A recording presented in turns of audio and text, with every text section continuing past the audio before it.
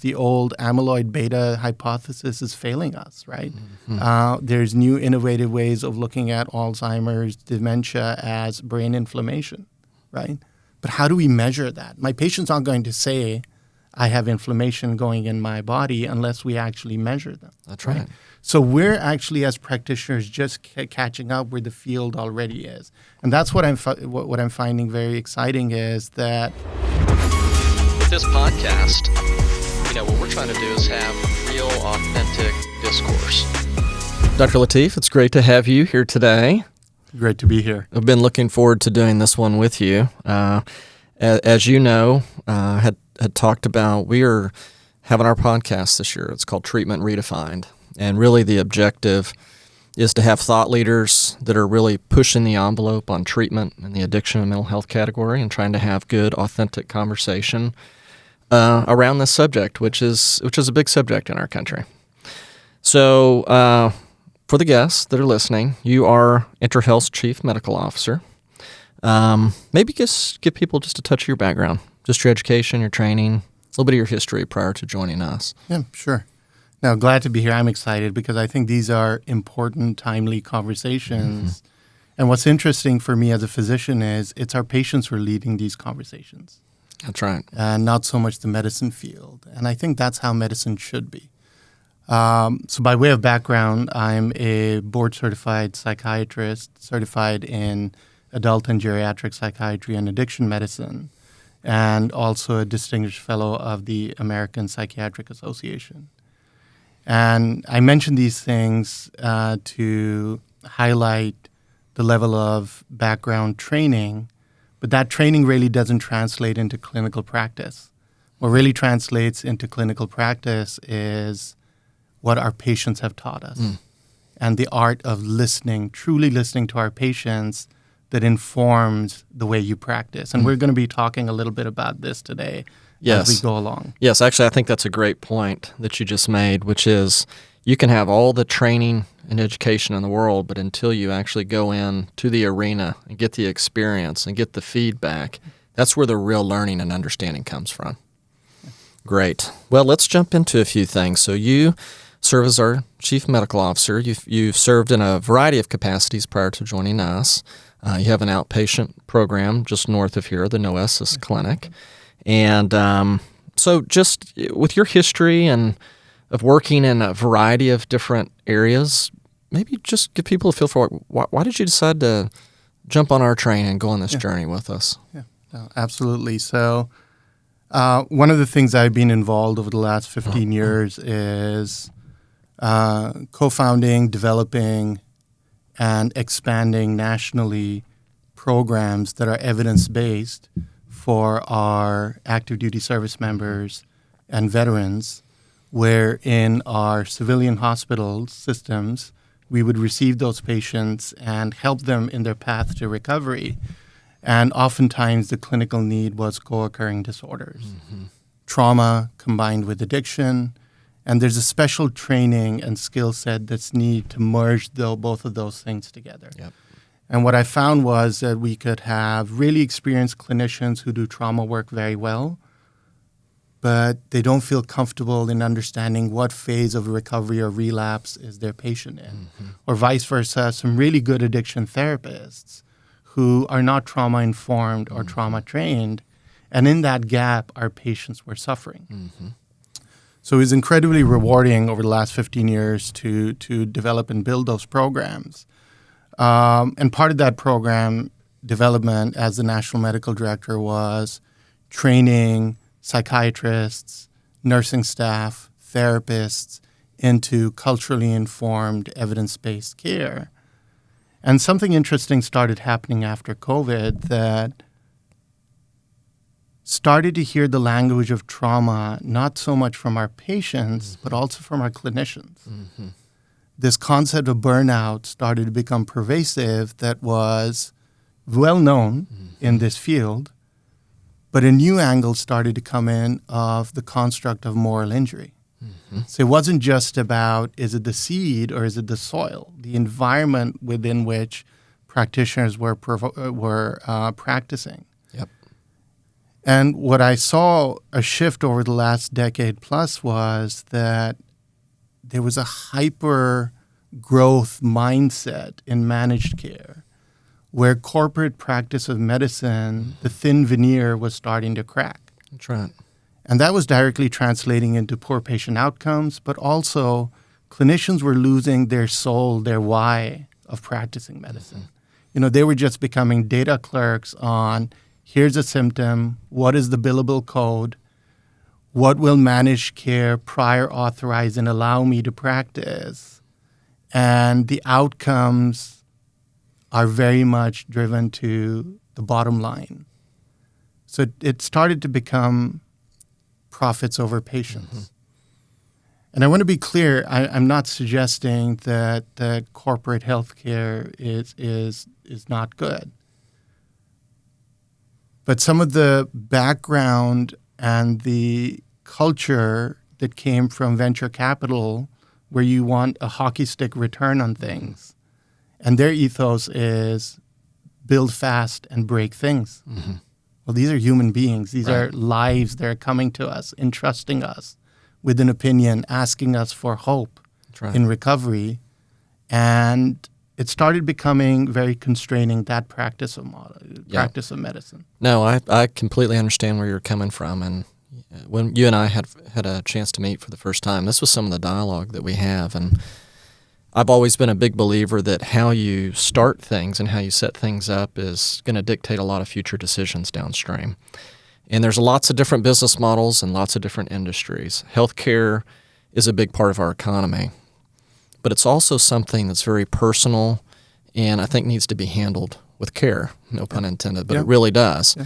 And when you have business models that are put together to drive returns very, very quickly, and then with the ultimate goal is I'm going to sell it off, it dictates a lot of decisions. You end up getting into a lot of cost management, reducing the cost, putting a lot of debt on these businesses to drive revenue as quickly as possible to then sell it off to somebody else that's going to do the same thing. And there's nothing wrong with that. Actually, those are all variety of ways that people have built successful businesses. But I think in healthcare, the right approach is to lead with the patient and move backwards. What is right for the patient and the family? And I've always believed that if you build something that works for patients and you do it the right way, the business will come, not the other way around.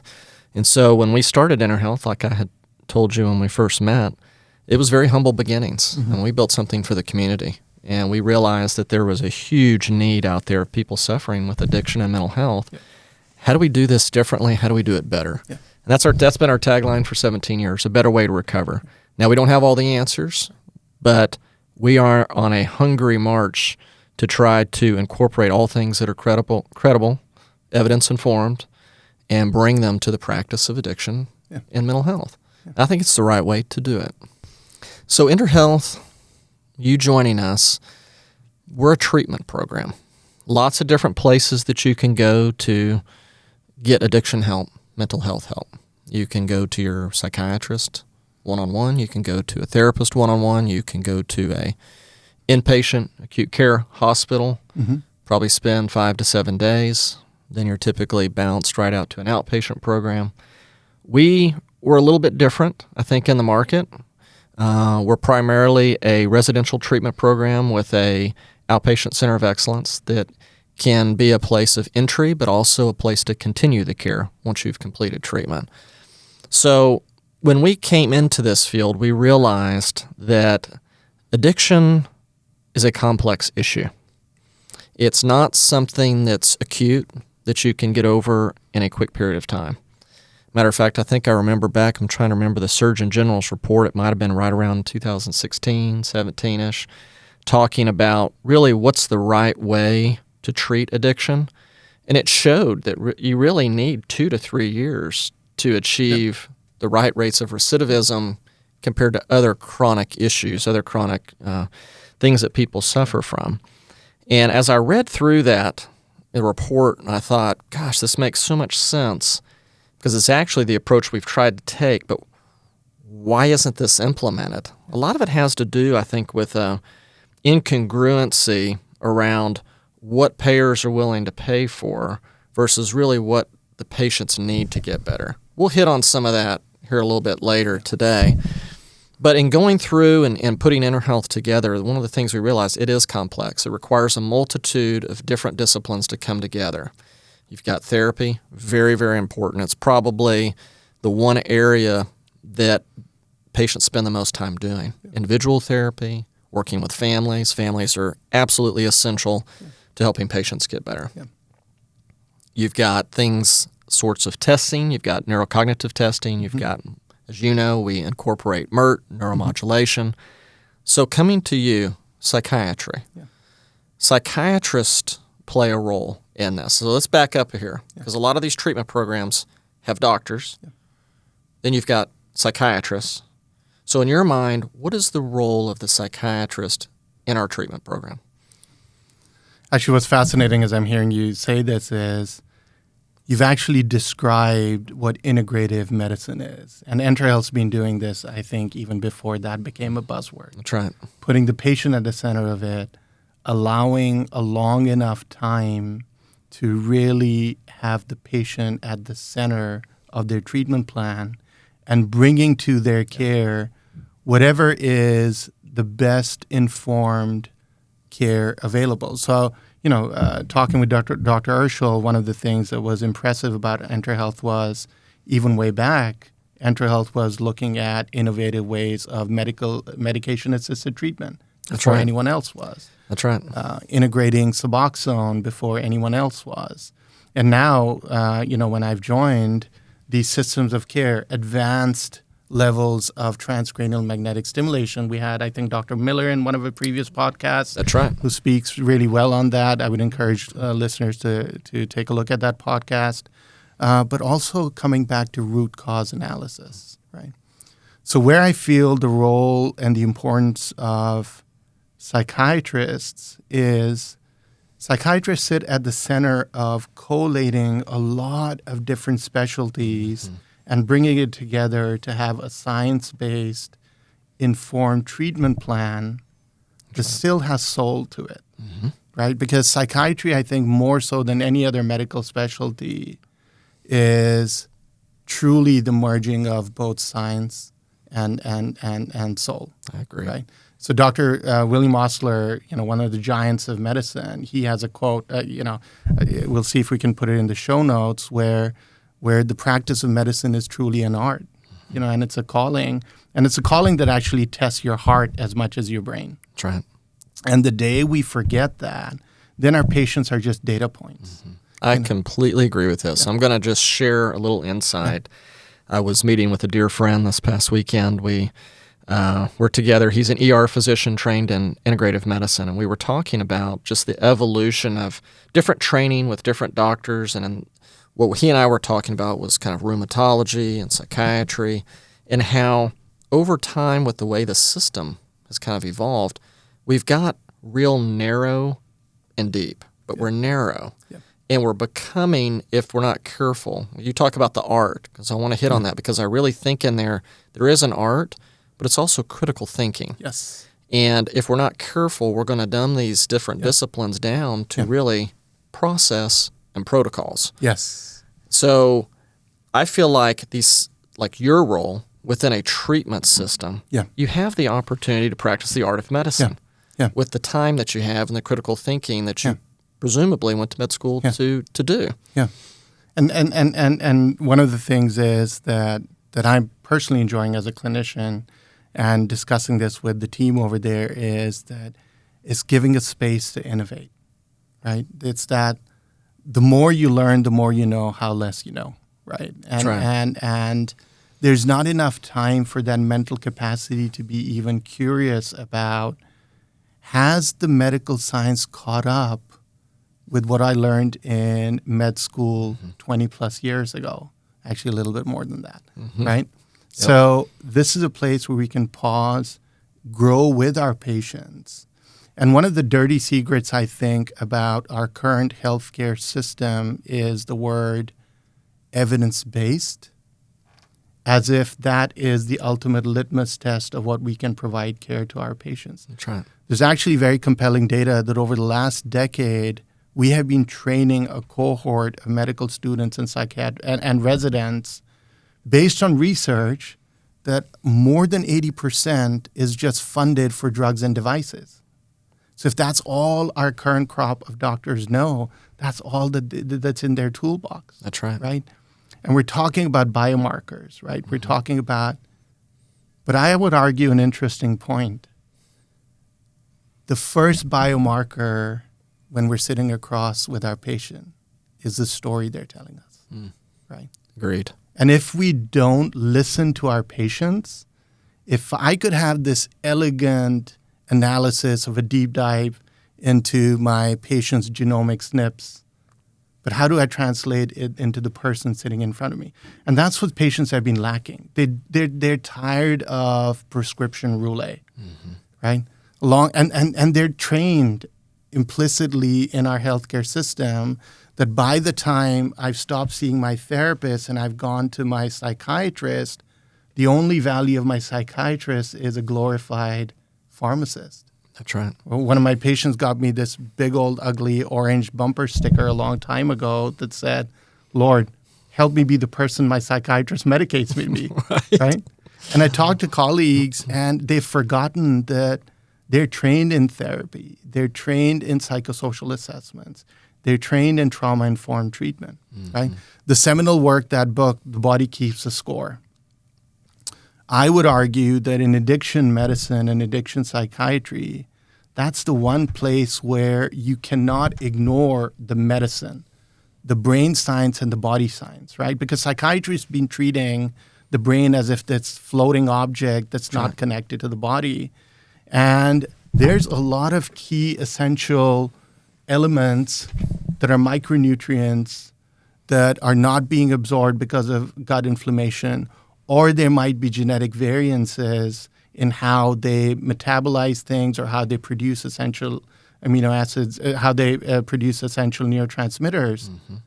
These aren't just kind of, it'll be nice to test them. These are vital, key clinical data points. If we don't test them, how will we know that? No, you are so right on. And this is really, I think, a great segue into some new areas that we've been trying to bring on together. You know, when you and I first met, we I think, ran across the field on a lot of issues together. But one of them was this idea of why is there not more blood work done? Why is there not more objective analysis done? Why is there not more like a functional medicine approach that you see in other areas of internal medicine being applied to psychiatry?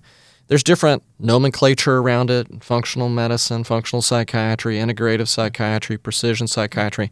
But really it's getting to what I think you just said, which is the brain and the mind are connected to the body. They interrelate. And we're not looking at all the pieces of the puzzle. We've kind of relegated ourselves to looking at primarily symptom management.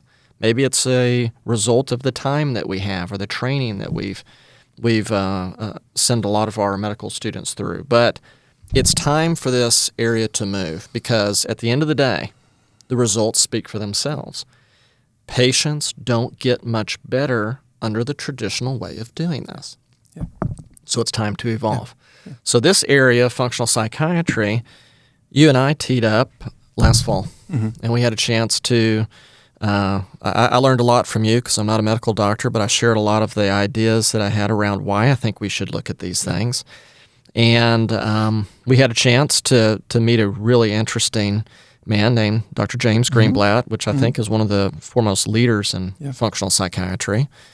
And he's now helping us to stand this program up within our treatment system. You're now trained in it, becoming more informed in it, or other practitioners are too. And I feel like this area is a little bit like the vanguard to new areas of psychiatry. Would you agree with that? No, 100%. Our patients are already in this space. Our patients have intuitively known for a long time how the body is impacted by mental processes, good or bad. You know, I carry my anxiety in my gut. We've known about, the gut-brain connection, the vagus nerve, for a long time, but we weren't able to really put that data together and put it all in a comprehensive way. new research on Alzheimer's, the old amyloid beta hypothesis is failing us, right? There's new innovative ways of looking at Alzheimer's dementia as brain inflammation, right? But how do we measure that? My patients aren't going to say, I have inflammation going in my body unless we actually measure them. That's right. So we're actually, as practitioners, just catching up where the field already is. And that's what I'm finding very exciting is that, you actually challenged me, when I was interviewing for Enterhealth was, Dr. Latif, do you know about functional psychiatry? And I had peripherally known about it. I didn't have the bandwidth or the time to really pay attention to it. And quite frankly, because it is innovative, not all practitioners out there are really utilizing functional medicine in a comprehensive, patient-centered way. Just testing blindly and getting results without connecting it, integrating it in a patient-centered way doesn't help anyone. I totally agree with you. Yeah, that was, coming out of really the COVID area, got my mind thinking along these lines because, as you know, in Enterhealth, we have a lot of relationships with various practitioners, ER doctors, internal medicine doctors, a lot of concierge physicians. And one of the things I realized clearly was that during the COVID area, the concierge doctors who had more wherewithal, they weren't connected to big health systems. Key point, by the way. They were independent. They were using all of their ingenuity and training and the art, the creativity, critical thinking. They were getting their patients better through COVID without having to send them to the hospitals. Matter of fact, I went to a dinner one night.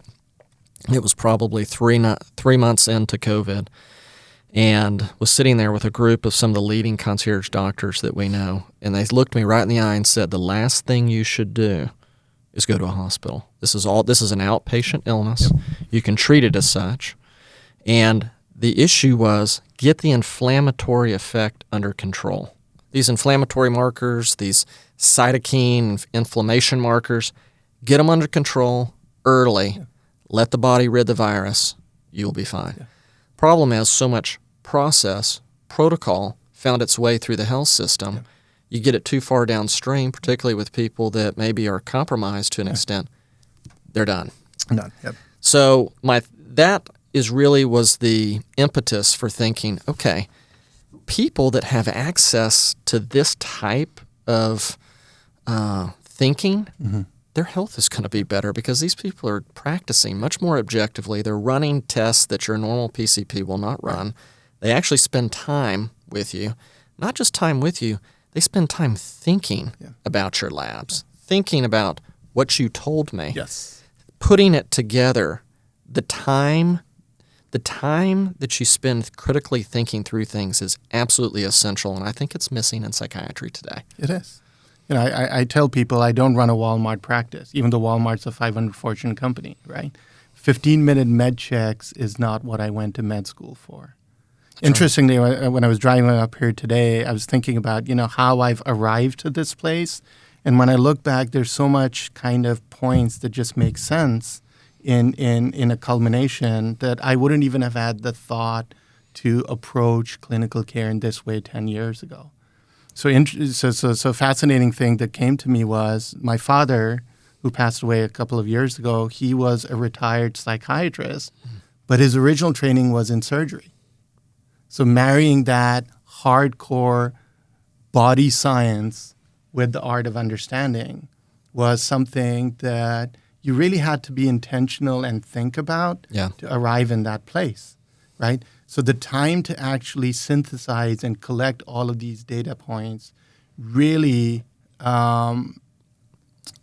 requires an intentionality that our current health care system, it's this frenetic pace of I need to get to my next patient. I know. I talked to some of my very good friends in corporate medicine who are CEOs and stuff, who are CEOs, and it's one of those things, if you know, you know.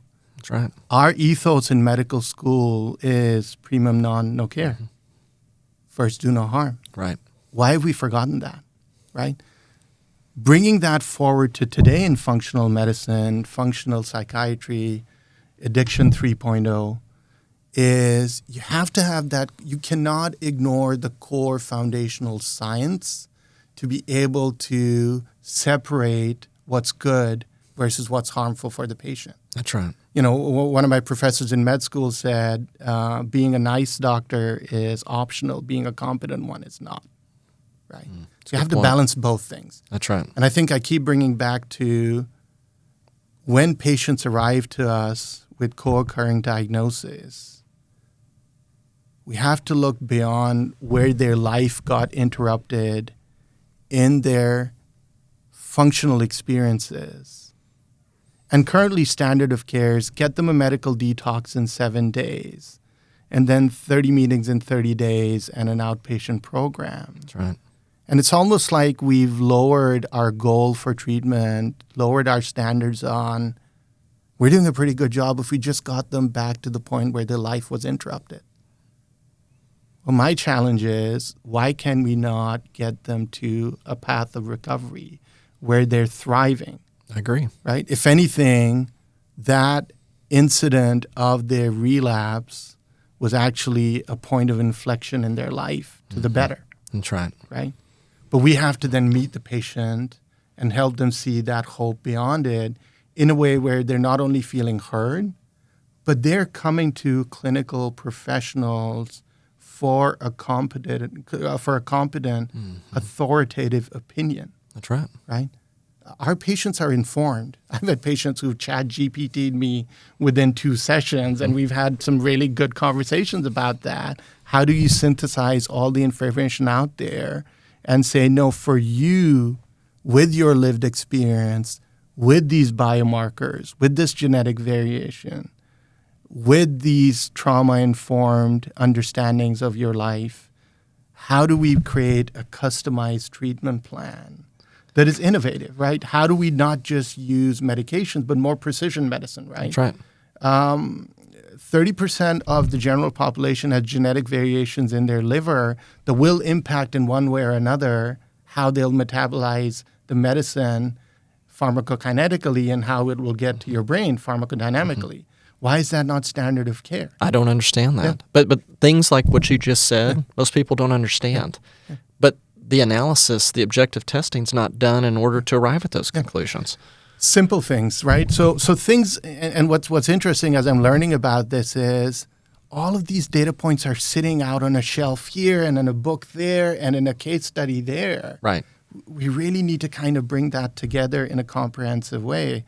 And that's what I'm excited about with my year-long now fellowship with integrative and functional psychiatry with Dr. Greenblatt. That's right. Getting that mentorship, because keeping that curious learning growth mindset is helping me first and foremost.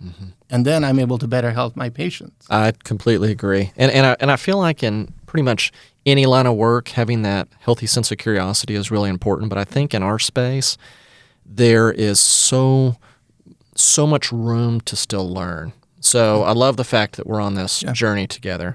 Let's kind of just dive a little bit into this, because I want to give people a feel for let's give them a little tangible. What are we talking about here? When we say functional psychiatry, what are we doing? Like, what are we looking at? What are the tests that we're running? Yeah. Maybe just give people, I know there's a variety of biomarkers, and this is probably a white paper we should do at some point. Yeah. However, generally speaking, what are we looking at and why? Yeah. Let's give people a feel for that. So I'm going to take an opportunity to put a plug for my new newsletter called Psychiatry 3.0. Love it. That's actually going live next week. I did a year-long post-grad training at Harvard called Effective Writing in Healthcare. And one of the core tenets was that good writing is good thinking. Writing is thinking. Writing is learning. So what I plan to do is all of these things that I'm learning that are evidence-informed, just publish some blog posts about it. Let's talk about lithium orotate. Let's talk about zinc deficiency. Let's talk about gut inflammation. Let's talk about using intrinsic alpha rhythm biomarkers in functional medicine. And so in essence, it's a long conversation that's ongoing. But to give a taste, right? Let's say I have a patient who's coming to me and says, look, doc, I've been on 12 different medications. I've even tried traditional TMS, right? That's right. And I'm not seeing optimal results, right? And what can you offer me other than yet one more trial of a medicine for me feeling good until it stops working again? That's right. Right? Or a patient who's coming in who's struggling with a consistent sense of just lack of energy, brain fog, lethargy, and no one's really tested their thyroid, no one's really tested their cryptopyruria, some of those things. So for what functional medicine is it's beyond just testing. Functional medicine would be an individualized approach.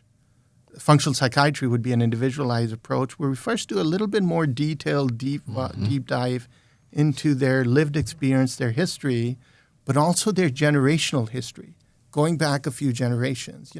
Does trauma live in this family tree? What are the epigenetics of that? Does addiction live in that? And then that'll inform us, why is someone more prone to addictive behaviors or not? Is there a genetic component to it? So we'll do genetic testing. And what I'm learning is that there's actually evidence-informed genetic testing that goes beyond just the gene testing for medication. Yep. Because a lot of the testing that we're doing is in our body fluids. It's the expression of those genes in our blood and our urine. And those aren't sometimes a good reflection of what is in the blood-brain barrier, right? The age-old thing in geriatric psychiatry fellowship training was, well, what's the ultimate diagnosis of Alzheimer's dementia? Is a brain biopsy. Well, that's not going to help my patient. Right. Who, I can't do a biopsy on them right now. So the same thing is there's certain things that we need to get beyond the blood-brain barrier. So, for example, there's advanced levels of genetic testing that don't look at RNA genetic expression. They're looking at core intrinsic DNA testing, right? Then simple things, right? In medicine, one of the maxims is when you hear hoofbeats, think horses, not zebras. And sometimes we overcomplicate things, right? Let's measure micronutrients. And why are they important, right? Zinc is an essential power horse for a powerhouse for our brain. Metabolism, energy. Magnesium is a chill pill, right? It's an element that calms our nervous system down. But one of the things, for example, that we've known in addiction medicine, but we've not connected the dots, is when a patient who comes in with a severe chronic bout of drinking consistently, where their gut absorption actually intrinsically gets changed and thiamine and folate absorption gets impacted. We've known for a long time, our medicine colleagues used to give banana bags in the detox, right?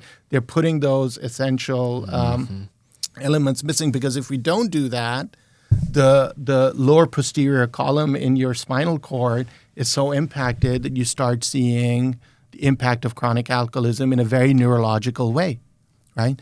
So I could be working upstream in trying to keep giving medicines for a patient that essentially are not adding serotonin or adding norepinephrine. They're just reuptake inhibitors, allowing the synaptic space to stay open and functional longer. But if the building blocks are not there, something as simple as an MTHFR gene, which doesn't convert folic acid into methyl folate, that is an essential nutrient, I could do blood tests peripherally and have folic acid levels perfectly fine, and yet the medicines aren't working, right? So functional psychiatry is this very root cause search into different domains, right? Let's look at your gut health. Let's look at your brain health. Let's look at your genetic individuality. And then we're on a more science-based supplement enhancement that has to be tied with integrative medicine, because that's the key thing that I'm seeing in some practices of functional medicine is it's either just these thousands of dollars of tests, That's right, but we're not looking at core lifestyle things, right? Yep. So I can't correct that patient's gut inflammation if it's 4 Whataburgers before breakfast. That's right. They're going to have to change some behavior. You have to change the behaviors, and you have to bring all of those things into it. There's some fascinating research that now is no longer bench-side, but we can test for our adrenal systems, where patients who are stuck in a chronic level of fight or flight. But again, if we don't test it, how will we know? That's right. So once we've done that, we've got the blood test, and you have that discussion with the patient. I think that's a critical thing that we haven't had time in medicine to carve out because it's not billable. That's right. Right? Let's sit down and let me help you as a scientist to translate this data to what does that mean for you? So if I'm giving you a certain modification prescriptive, you understand what the why of that is, right? And then that's just the first building block. Mm-hmm. And the issue is that you can measure 200 biomarkers. And again, it prints out a very pretty fancy report, but how do you have the knowledge and the experience to synthesize where do I need to prioritize first? Right. Because otherwise, I literally have a patient yesterday who the nurse called me and said, and they were with a different practitioner who they said she's literally feeling like vomiting because the amount of supplements she has in her hand are too much. Mm-hmm. Right. So functional psychiatry is beyond just one element. It's a whole system of care. Now let's go further. Right. So once we've looked at what the core biology is, where do we need to make an impact in chronic inflammation, micronutrients, so on and so forth. Then genetically, with precision medicine, we're targeting a course of medication. How do we introduce that medicine? Do we start it on a much lower dose?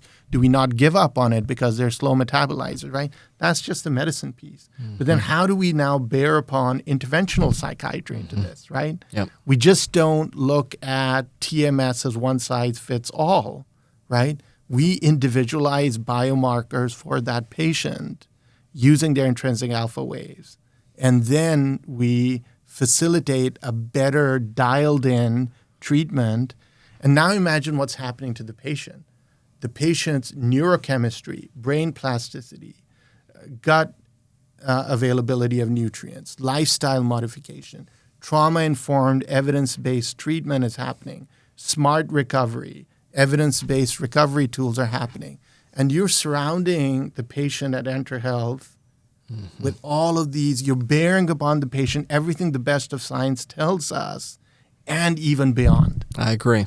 It is, to me, the most individualized form of care that we can deliver today. Yeah. And that's the point. Like with this functional medicine, it is you're looking at very unique biomarkers. If you and I went through the blood test, you're going to find very unique things between us both. Yeah.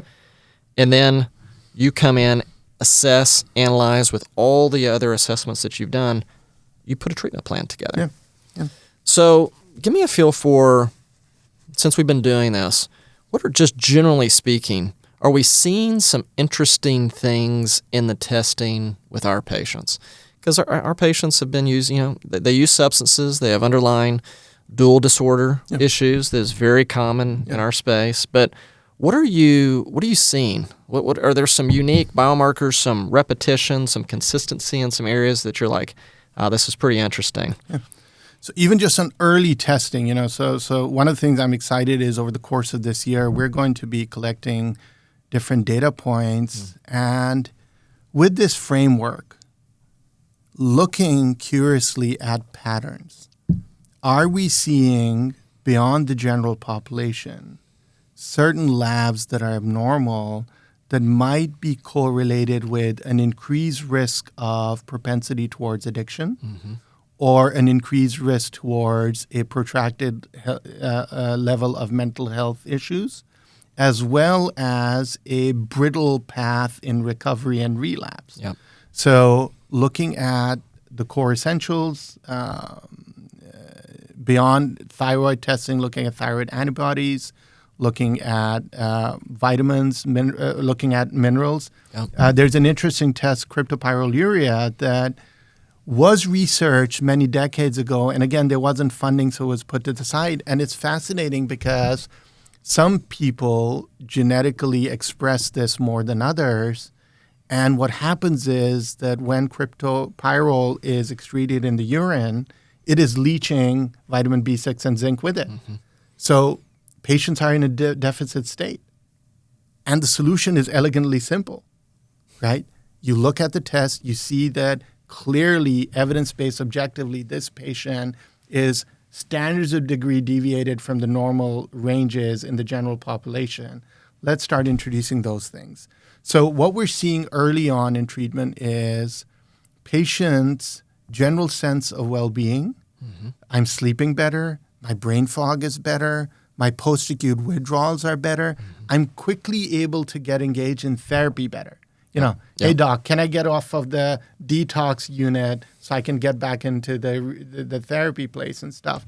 So that's just early things we're seeing without even innovating any new treatments. What I'm really excited about is what can we learn from functional medicine, that there is early research, for example, the role of NAC in accelerating post-acute withdrawals or even in cravings. What is the role of GLPs, that we're seeing a lot of good clinical data coming on? Correct. And stuff.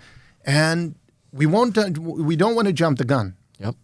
But one of the things that I keep coming back to the word, the art of medicine, right? FDA allows off-label use because implicitly there's a recognition in healthcare that physicians advance the field of medicine and knowledge by practicing medicine. Yep. As long as we first do no harm. Right. But I think not introducing some of these science-based things in the deployment of our patient care is a form of doing harm also. Correct. Yeah. That's great. That's a great point. As you had mentioned this just a little bit as you were kind of going through that, and this approach, these supplements, the different types of treatments we'll be deploying, they're not necessarily at the exclusion of using what's already in your traditional repertoire, correct? These interrelate. They go hand in glove, if you will. Yes. So great point, right? So there's a narrative right now about deprescribing medications, and this isn't a new one. Some of this narrative is actually based on good science. Mm-hmm. Again, the first true biomarker for our patients is a story they tell us. And patients have been telling us there's a small set of patients on the outlier of a normative patient database that have told us they've had difficulty coming off of medications, or the burden of psychiatric medications has been more functionally impairing than what they came to see cure. So there's a role for looking intentionally at medication, but there's been also decades old from the traditional 12-step, well-meaning practitioners will say, well, if you're in any psychiatric medicine, you're not in true recovery. Mm-hmm. So again, putting the medical specialty in the center of this is critical to decide, okay, we need medications. We need medication-assisted treatment. We need Suboxone. Suboxone has a critical role in it. We need, in recovery, we need Vivitrol. We need naltrexone. In some patients, we do need antidepressants. But what I'm liking about this approach is that it is reducing polypharmacy, right? And you are really holding yourself to a higher standard as a practitioner before writing that prescription pad and bringing that out as your only tool in the toolbox on. Let me collate all of these other data points. Is this really the optimal way to go? So yes, I think you bring up an important question that bears repeating, that functional medicine and functional psychiatry, integrative psychiatry, is not at the exclusion of evidence-based, evidence-informed science. Correct. It does not mean that we're kicking out the bulk of what we know works for our patients. We're just advancing the field. That's exactly right. Optimizing results because currently the results are suboptimal, and we owe it to our patients to do better. I'm 100% aligned with you on that. So let's address what I call it the elephant in the room. We've hit on it a little bit throughout this discussion, but when I look at it, not being a medical doctor, but coming at it a little bit objectively in terms of asking a lot of questions, why don't we do these things? Mm-hmm. Why isn't medicine practiced this way? Yeah. What are the big obstacles in your mind to this being really the standard of care for people that suffer from addiction and mental health? Why can't people get access to this? What are the obstacles? So I think let's walk through kind of an evolution. just like in medicine, consider psychiatry 1.0 as the good old Freudian psychiatry, right? Psychoanalytically informed therapy. Historically, it had a really good place, but it has its limitations.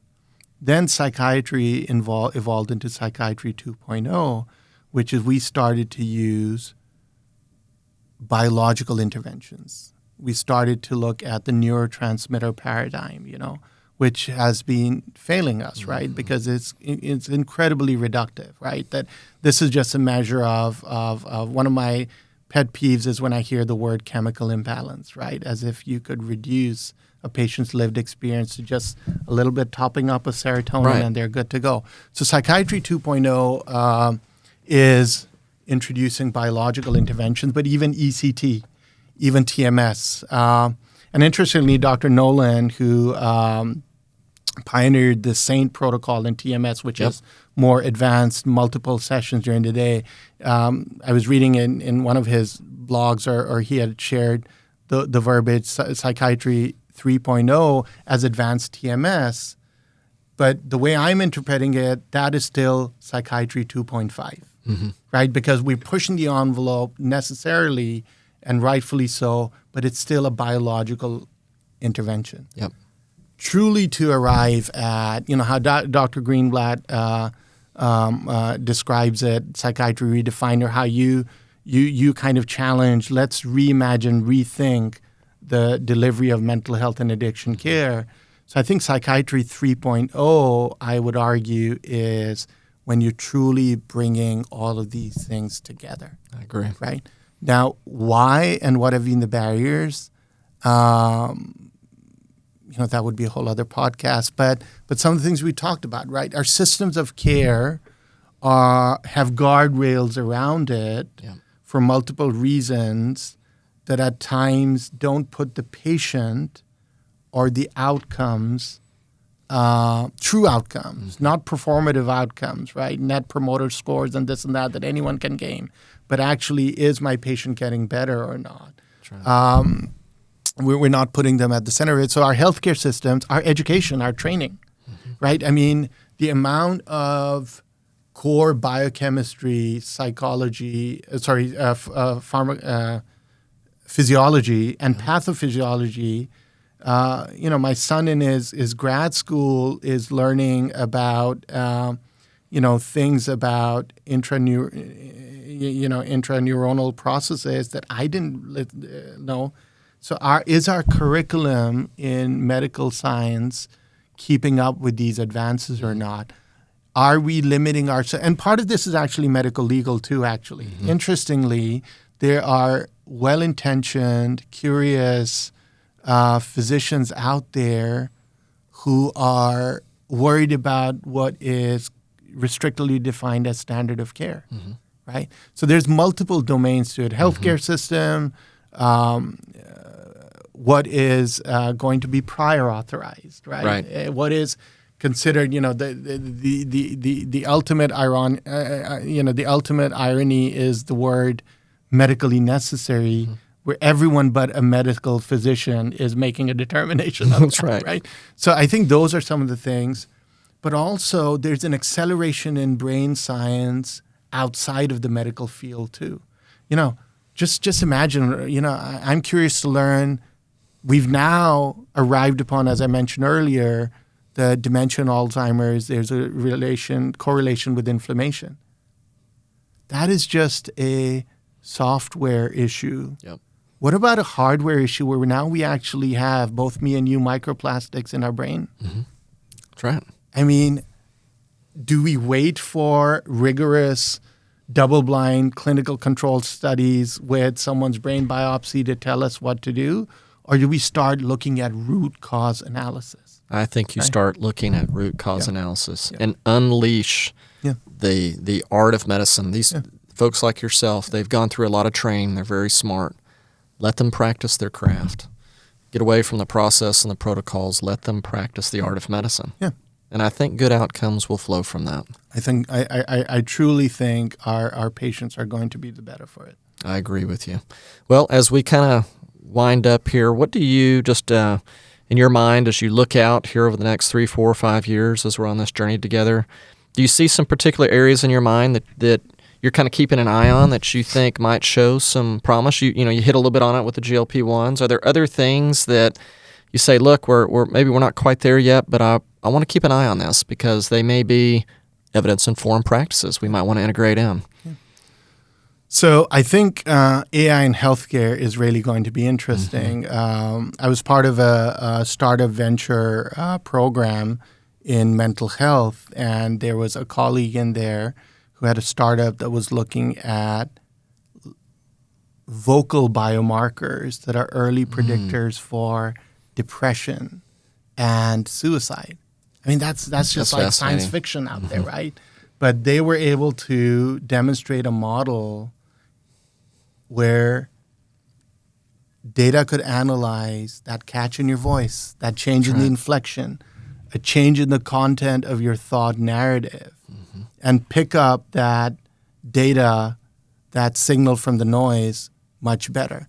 Yep. So I think those are the things that we're already seeing AI elegantly help our colleagues in radiology, in pathology, where they can do a much quicker analysis of extracting data. But at the end of the day, you have to keep the human in the center of it. Yep, that's right. Right? So how do I synthesize this data? So I think there's a lot of innovative things, but what I'm actually excited about is that within a period of the next 1 to 2 years, the way that we understand, diagnose, individualize a treatment plan, and give our patients a true collaborative pathway in their recovery is going to start looking very different very quickly in a manner that we're going to make an impact with better outcomes. Oh, I think you're right. And then you just hit on the key word, the outcomes, something that we've been discussing since you joined us. And I think some of the relationships that we're starting to form, some of these outcome tests that we're working on together with these partners, my hope is that as we go through this, that we can really showcase the results that we're showing, that we're getting for our patients, and be able to publish it and put it out there so that we raise this as really the standard of care for what patients and families deserve that are going through these issues. Yeah. And have a conversation. Invite other people, invite subject expert matters, bring them to the table to have a true, as long as everyone on that table is aligned with what we're trying to do, I think that collective is just going to inform the general medical field also. Yep. And I'm a big believer of educating not only the public, but also our colleagues, right? Giving them the tools, anticipating what their concerns are, showing them that there is a way, and our outcomes are going to show that. And I'm not a researcher by background, but one of the things that I've learned is we can't be too precious about our data either. That's right. It can't be sitting in an ivory tower, and we've got all this knowledge, and some of that where the risk-benefit ratio is so much in favor of let's help the patient with this. Absolutely. While knowing what the guardrails are. I think that's what's exciting about looking at the data, being curious about what are we seeing, collating it with patterns that are known in science, and then informing our treatment paradigms based on that. Yep. Agreed. Well, this has been a great discussion. I love going through this with you. I feel like every week that we're talking about these things, I'm getting smarter on it. I feel like you are too. So thank you for being on this podcast with me. And, most importantly, just thank you for being on this journey with us. Yeah. And look forward to seeing what the future holds for us. Absolutely. It's been a joy, and I'm really excited to really what all of this distilled knowledge is going to be in the service of our patients, because one of the things we all have to ask ourselves in healthcare, on whose behalf do you occupy this seat? That's right. And the day we forget that, we're not practicing medicine then. Agreed. Great. Thank you. This was a pleasure.